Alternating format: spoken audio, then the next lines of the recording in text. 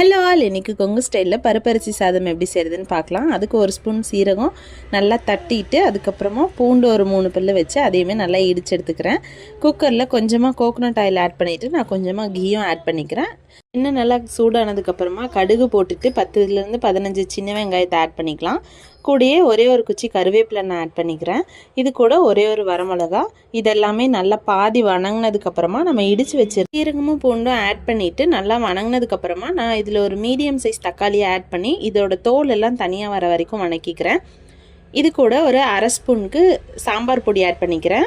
இது தேவைன்னா ஆட் பண்ணிக்கலாம், இல்லைன்னா நீங்கள் வெறுமனே மஞ்சத்தூள் மட்டும் ஆட் பண்ணிவிட்டு தேவையான அளவு தண்ணி எடுத்துக்கலாம். நான் 1க்கு 2 டம்ளர் தண்ணி எடுத்திருக்கேன். உங்களோட ரைஸ் எப்படியோ அதுக்கேற்ற மாதிரி எடுத்துட்டு ஊற வச்சுருந்த அரிசியையும் பருப்பையும் ஆட் பண்ணி தேவையான அளவு உப்பு பார்த்து நல்லா மிக்ஸ் பண்ணி விட்டுட்டு லாஸ்ட்டாக தூக்கலாக மல்லித்தலையும் ஆட் பண்ணிவிட்டு குக்கர் லிட் போட்டு நல்லா க்ளோஸ் பண்ணிவிட்டு ப்ரெஷர் குக் பண்ணி எடுத்துக்கலாம். இது ரொம்பவே ஈஸியான ரெசிபி. இது கூட ஒரு பொட்டேட்டோ ஃப்ரை இருந்துச்சுன்னா ஒரு லஞ்சையே சூப்பராக முடிச்சிடலாம். ப்ரெஷர் அடங்குனதும் ஓப்பன் பண்ணிங்கன்னா சூப்பரான பருப்பரிசி சாதம் ரெடி ஆயிரும். ட்ரை பண்ணி பாருங்கள். நெக்ஸ்ட் வீடியோவில் பார்க்கலாம். பாய்.